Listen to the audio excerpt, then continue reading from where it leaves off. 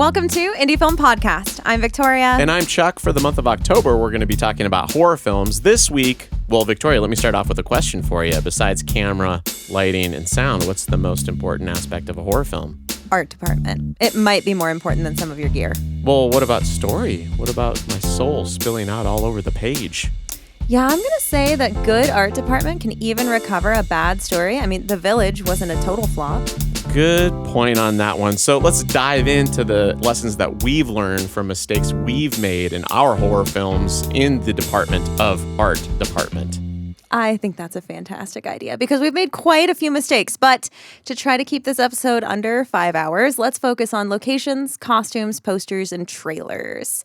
And Chuck, maybe you could tell some of our new subscribers a little bit about why you're qualified to talk about this. The reason I'm qualified to talk about this is because I've made a ton of mistakes in the last 10 plus years.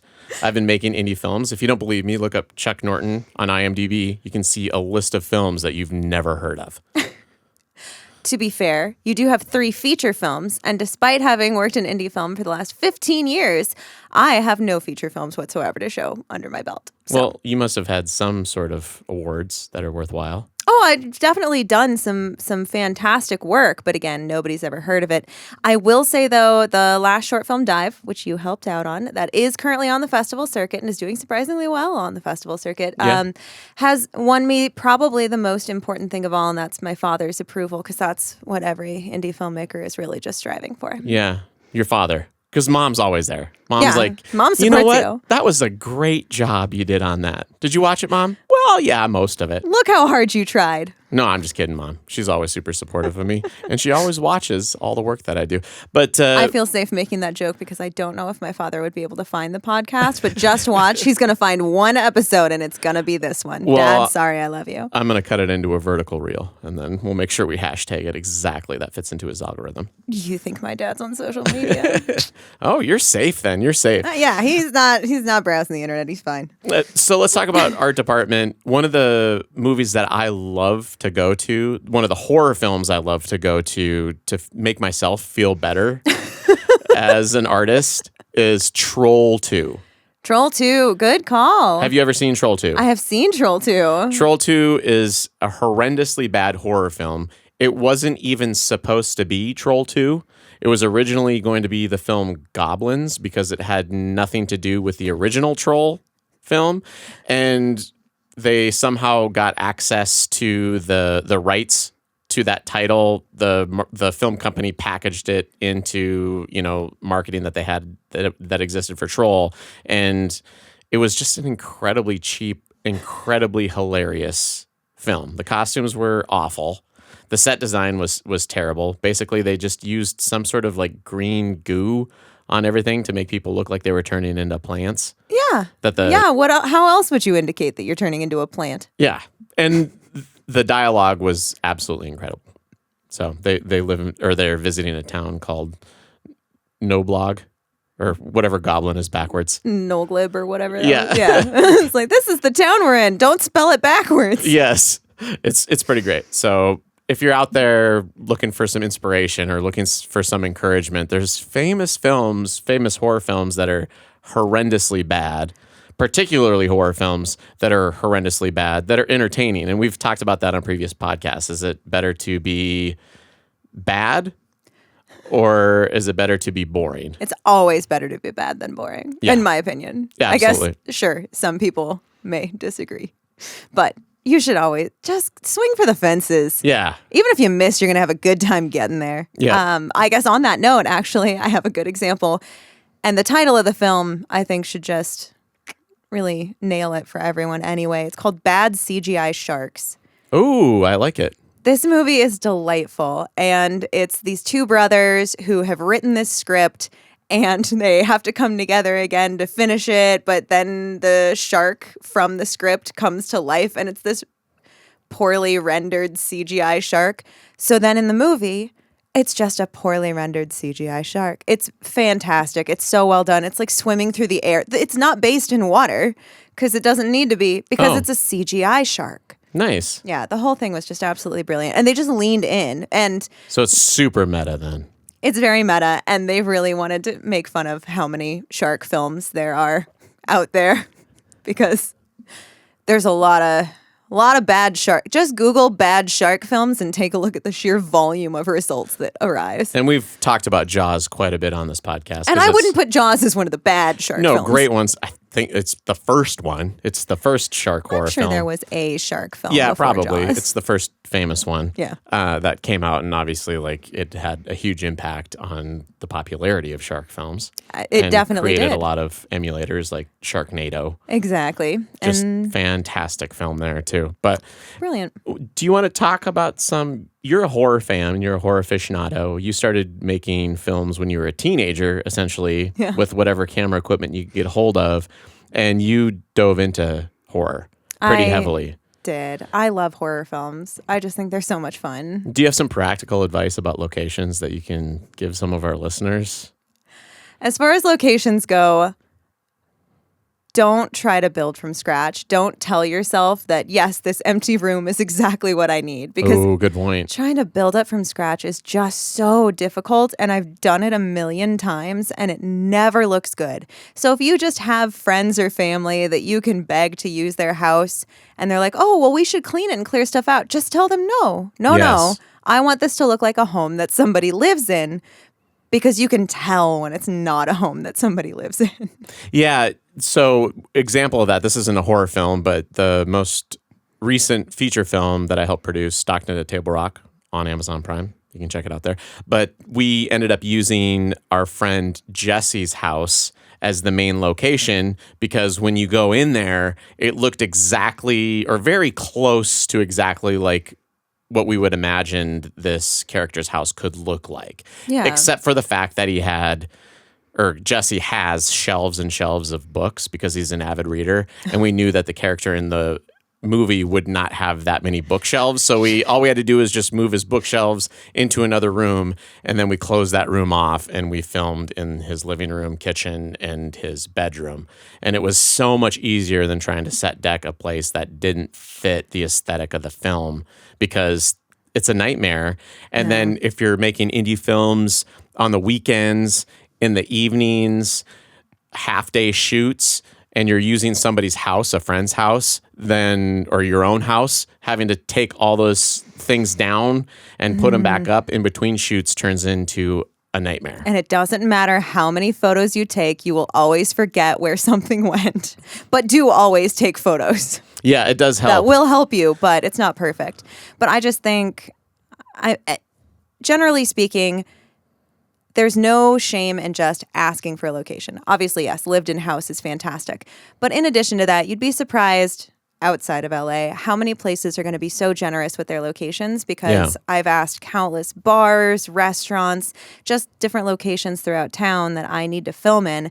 And yes, you have to work outside their working hours, which especially if you want a bar means you might be waiting to film until 2:00 in the morning, which I have done. Yeah. But it gets you a location, and especially for a bar, it's so hard to recreate that because I am not going to buy all of those liquor bottles and keep them on the shelves. I don't have that much assorted glassware. I am not going to do those things. Yeah, and that's actually a conversation we had at the Chicago Horror Film Festival with some of the filmmakers out of LA. Yeah. Finding locations can be tricky.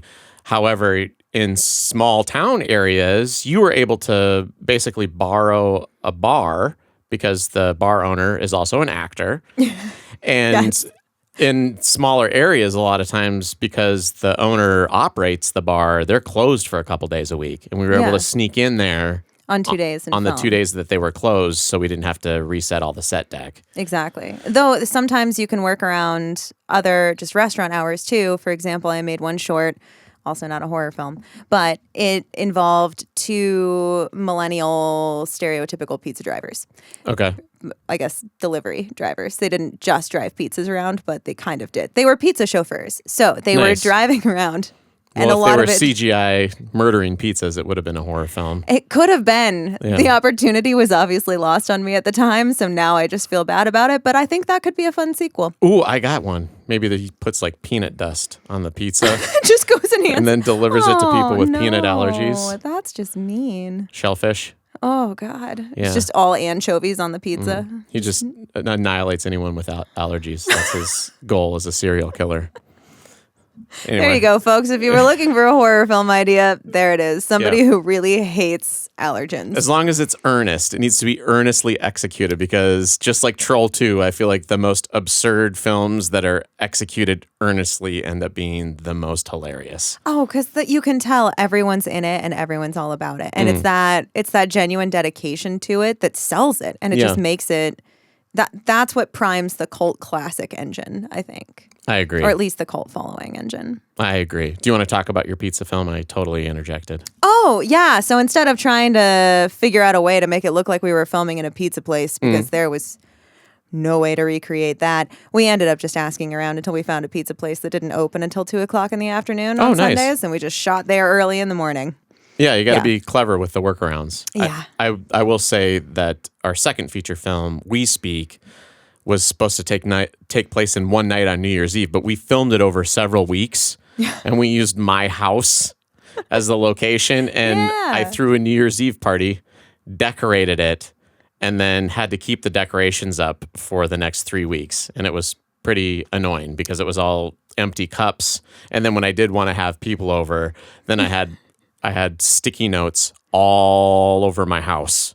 To make sure you knew where tipped over plastic cup was here, empty bottle was here, tinsel was here. Yes, and each table I had a separate box for, each countertop I had a separate box for, and I would substitute the sticky notes for the object and swap them out every single time before and after we would shoot. And yeah, so That is a lot, but also that's a really good methodology for if you've got a long-term shoot and you need to keep your props and set deck straight. That's actually really smart. the sticky notes did work pretty well, because they taped them down so that they wouldn't get, if they did get wet or whatever, I could replace them and they would still stay in place. But that also was easy because I live by myself, and I couldn't imagine asking somebody to invade their home and then also demand that they not change anything about the way that they have their home set up. Can you please live this way for the next 3 weeks? I'm going to make a Halloween movie. I'm going to dress your house up like it's Halloween, and you're going to be living like that until February. That would be rough. Though, to be fair, you did say you had to keep the decorations up, and my understanding is, having seen the inside of your home, those decorations are still up 5 years later. Not all of them. Some of them I kept. If they were practical decorations, I keep them. That's the nice thing about having a house and living by yourself, is if you offer it up to other filmmakers for them to film things, then they will decorate your house, and oftentimes they forget to take things home, like various pictures that they hang up on the wall. Throw pillows, posters, yes. lights. Yeah, exactly. Yeah. So those types of things, if they don't pick them up, you're all welcome to come back to my house at any time and pick up whatever set deck stuff you left. But so what I'm hearing is your advice to typical bachelors would be, if you don't live in an area with an IKEA, offer to let people film at your house. You'll still end up with decorations in your home. Oh, yeah, that's a great idea. Look at us. Yeah, I suppose even in LA especially, like if you can just take your empty new studio apartment and be like, hey, you're welcome to film here, charge them whatever they want, say that you can decorate it however you want, and then just maybe keep you can whatever just they leave behind. load it up with furniture. I love it. Yeah, you don't have to buy a futon and have it be dual purpose couch and bed. Maybe you can get both things separately and have a production company pay for it. I don't know. Hey, anything is possible. I've been on sets where they're like, oh, yeah, we aren't going to use those socks for anybody else. You can keep them. The socks were part of the costume. Oh, nice. So, did they get those at Goodwill?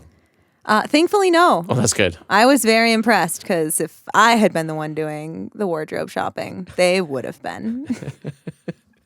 These ones already have holes in the normal spots. Well, that's how you know they look real. All right, I'm totally lost on what we were going to be talking about. Well, I think we were going to cover some of our own personal screw-ups instead of just Hollywood screw-ups, and we've covered a few of those. Oh, absolutely. Makeup, I do want to talk about how that is real rough. We've talked about makeup in previous episodes. We have. We've had a whole makeup artist come on and tell us how much we don't even know about makeup. Yeah, we dressed up as zombies one time, which was actually a practical decision, because we're like, well, we'll just wear the clothes we will wear the clothes we were wearing in the earlier shots, and then, make ourselves pale. Oh, yeah. Make our eyes dark, and then dirty up our clothing, which actually kind of works. That could work. We didn't look like awesome zombies.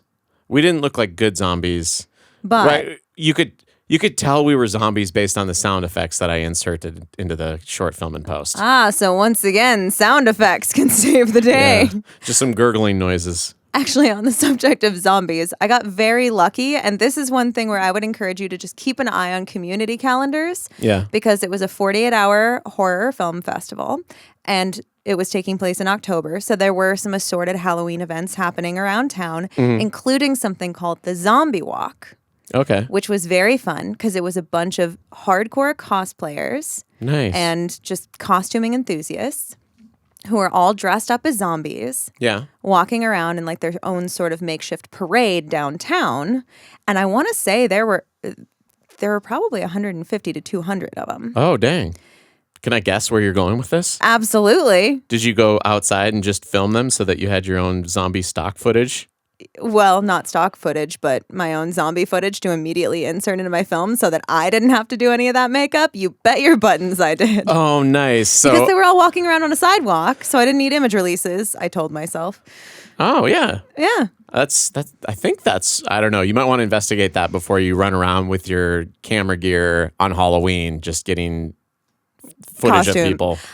That's a to great be fair, idea, though. they or at least most of them, I assume, were adults. Oh, okay. So I don't know if that applies to children too. I don't know. Oh, good I think point. it's probably safer to keep images of children off of the internet, but Yeah. I don't. That's a giant liability. Yeah, so maybe just watch that particular thing. But I mean, also they're all in zombie makeup, so there's not a 100% chance that you're going to recognize anybody anyway. Yeah. And it was for a local short film competition, so Yeah, just, everyone was just excited when they saw the camera, so they all started like rushing and screaming and growling, and it was fantastic. just upload the footage into AI and give the prompt, like, spit this back out again so I don't have any image release issues. I don't have any image releases for any of this footage. Please fix it for me, ChatGPT. I don't know if it does video. Just but move some noses around, change some eye colors. Yeah. It'll be fine. Everybody has 12 fingers. Yeah, I'm and sure it's that's going to be gold. Yeah, that's a great idea. Just Yeah. getting stock footage on Halloween. Sweet. I assume that it were again kids. That's a little bit of a different line that I don't know that I would cross. But this was an adults event. Yeah, So it commercial was- productions, obviously, you want to be super careful. Yeah. If you're going to be releasing something on YouTube, I don't even know what the guidelines are there, but just Either. be careful. Yeah. Be careful if you're getting other people's. But if you don't care about it, then just go do it because Halloween, great plan. It's delightful. Great It was plan. fantastic. One thing that, speaking of horror, we did try to shoot somebody in the head on screen one time. How did that go? It was a nightmare. And we the film like took place in a nightmare, or the process was a nightmare. The process was a nightmare. Okay. That's the tricky thing about trying to do something that you've never done before on camera. But if you're an indie filmmaker, you're bold. Yeah. You assume you're going to be able to figure it out, and sometimes you assume you're going to be able to. Sometimes you assume you're going to be able to figure it out on the day. And in this particular case, we came to set with fake blood, Yeah. a tube, a pump, and some plastic. This sounds way more prepared than I would have been for it. Yeah, but we did not know how to run the tubing like around the actor and the framing to where the tube didn't just like show up. And then the tube was like spraying the blood in the wrong direction when we finally did get it set up, and we realized that no, we don't know what the hell we're doing. And we ended up trying to just like drop frames so the person looked like they fell out of frame faster than they actually did. And it was really bad.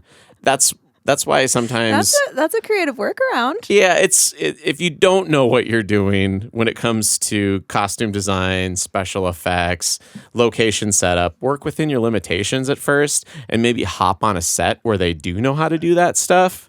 And there's no harm in not showing what the monster actually looks like. No, because that's one of my biggest things that I'll preach constantly is that your imagination is so much scarier than anything somebody could create and show you on film. Yeah. So don't show the monster if you don't have to. Don't No. show the big scary thing happening if you don't have to. Like, you can No. do cutaways, you can do creative shots, you can show people's reactions to it instead of the thing. You've got some options. Yeah. Until you learn how to do it. Because nothing looks worse than really bad makeup, which actually we saw a couple in Chicago Horror Film Festival, which we should talk about next week. Yes, next week we will go more think in it was depth on great. it because that was such a fun festival and it was really cool. And if you're considering Chicago Horror Film Fest, then you should definitely do it. Just go or submit your film. Either way, you'll have a killer time. Too long didn't read. That's the short of it, but Yeah. we'll go into more detail next week. But Yes. there were a couple films that we saw there that were B horror films, and you could tell that the monster was wearing garden gloves that they had painted with various sharp things glued to the top of it, and the amount that I had to hold in my laughter because the entire audience was just taking the entire thing seriously. It was difficult. It was difficult for me to watch that, but I enjoyed the hell out of it. Though I will say I've messed up costuming quite a bit. Yeah. I don't think I've ever done a costume really poorly. I think that my two choices for any of my indie films are either I'm going to hire someone and we're going to have a wardrobe department and everyone looks great, or I'm not going to do it at all. Oh, nice. And that one happens a lot when I have no budget. Yes. And unfortunately, that did happen specifically in What's the Worst That Could Happen. Oh, that's right. Yeah, I had a maintenance worker in a hallway meeting up with a hotel manager, and the hotel manager was trying to ask him to open up the door, but he was just in a T-shirt and jeans. Oh, yeah. And then his toolbox was out of frame, so nobody could really tell what was going on. It was just suddenly the hotel manager is talking to this man who's inexplicably speaking Spanish. Yeah. That's it. So, It's good to have some actual janitor garb. Yeah, which was kind of sad because we were filming in an actual hotel. So I had this nice, beautiful long shot where you could see down the hallway for hotel doors for days. And I probably should have given my maintenance worker at least like a tool belt. Yeah, it would have helped credulity. Yeah. It would have helped the audience know what the heck's going on. Yeah. But, for a film called What's the Worst That Could Happen, maybe you don't want to know what all's going on. Oh, yeah. Good point. That was a fun one. That was a fun one to shoot. That was fun. That was fun for me to learn how to get clean audio in a hotel that's open and active, and there are people checking in and the milling lobby. around. And a bar open in the lobby. Hold. It was almost like Wayne's World when they're playing street hockey. Car, game on, customer, and hold, and action, and cut, customer. I do feel like there is a similarity between, your student filmmakers, or honestly, your indie filmmakers of any age, and then the kids playing baseball in the street. Yeah. I feel like there's a lot of similarities there. You don't all know entirely what's going on. You're all sort of working things out. You're good at a few specific things. Yeah.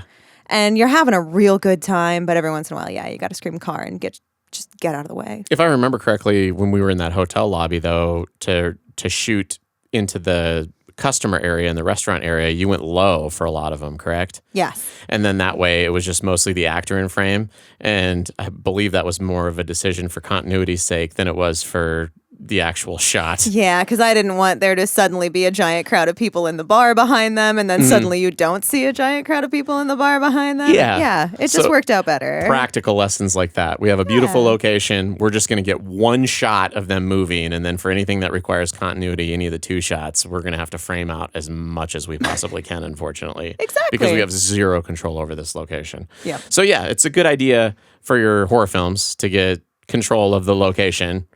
It helps. And if you can't, it's super important to be able to do that in one shot, whatever action that you're going to have, because continuity can become a real issue. Yeah, really fast.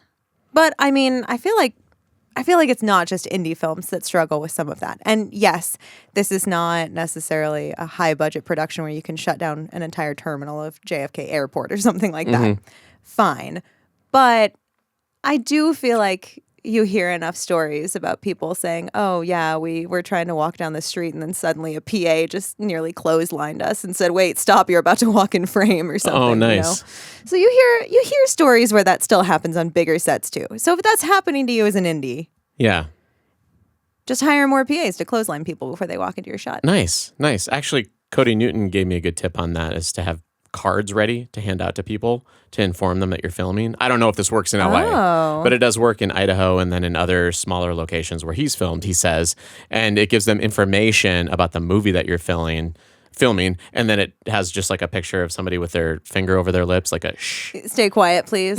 Sort of like the golf signs, like hush y'all. Exactly. So he used that as a promotional way to keep people That's brilliant. on set, like quiet, or like in public places quiet while they're trying to film. And he said that it did work pretty well. That's so smart. And plus it distracts them and gives them something else to do. So that way they aren't going to be like focused on trying to ask you questions. They just have a little QR code. They scan it and it, boom, tells them everything. Yeah, exactly. That's so smart. I'm stealing that. Or clotheslining. I think that's the good number 2 option. Hey, you got to have a backup plan. Got to have a backup plan. If they ignore the card, knock them out. Should we talk about some of the films that we aspire towards as far as horror set design and costumes? And we didn't really talk much about trailers, but maybe we'll have time to get into that. I can share a really fun example of a trailer that I completely failed at. Oh, what's that? I made a movie for another 48-hour film festival. It was supposed to be action, but it's me, so it had a very horrific twist. And throughout the entire thing, you slowly, one by one, watch every single character die.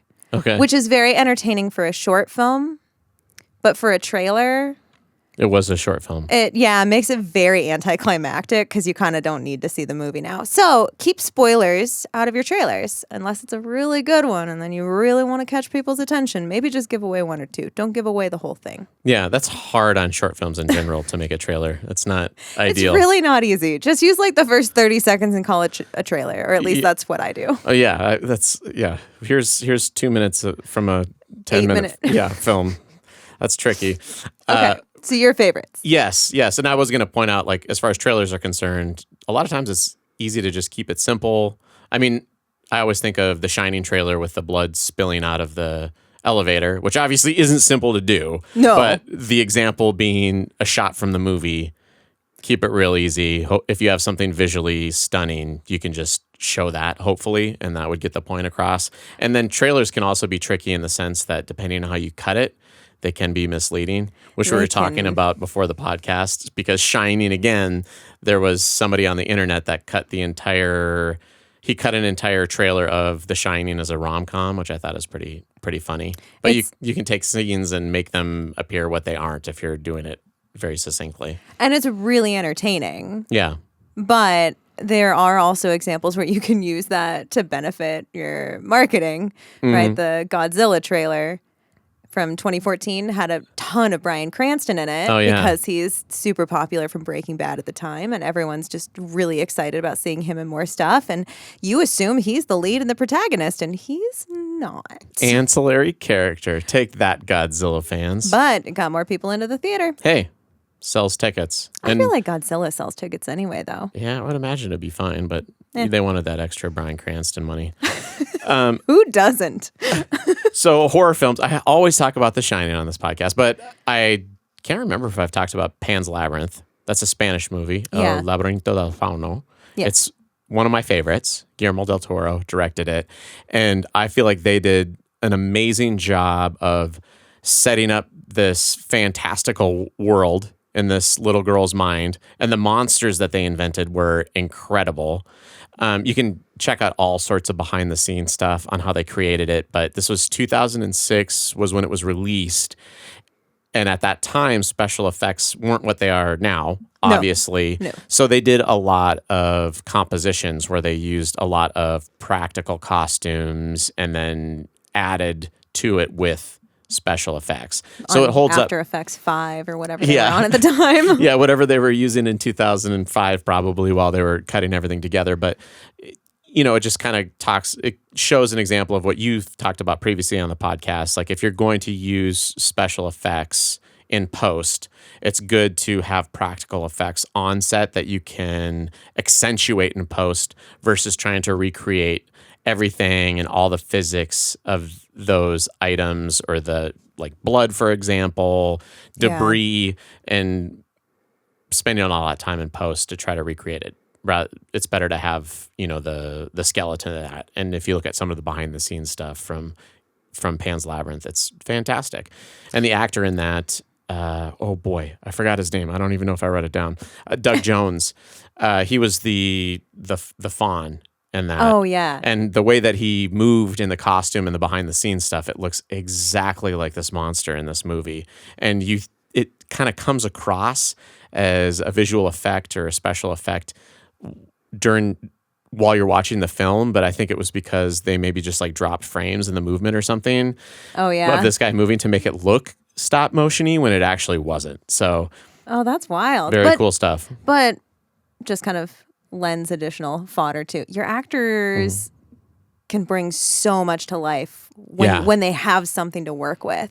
Because could you imagine if they just rigged him up in, one of those green morph suits and put a bunch of dots all over him and then told him, be the fawn? Yeah. And it's like, well, having something there and giving them something to work with and having the tools to actually move and do fun things. Yeah. You're just giving them more tools to play with. Well, all the green suit people are just like, give me that Marvel money. Just hand over that Disney money. Just want the Disney I don't even money. care. This is just a factory, a content factory. But anyway, that's what I imagine them saying. That's fair. I've shat on Marvel movies a lot in this You podcast. definitely have. What's your shining example of a horror film that you aspire to? I'm actually gonna expand it a little bit more generally because I think everybody here has heard me talk about Krampus and the puppetry there enough, and how it was like this 5'8" guy playing this giant monster, but it was a real puppet and a real like suit. And anyway, it doesn't matter. I don't need to go into more details about it. I'm instead going to talk about Mike Flanagan. Yes. And while, yes, he's done plenty of movies too, he does a lot of those TV series or Netflix special series. Yeah. And Fall of the House of Usher.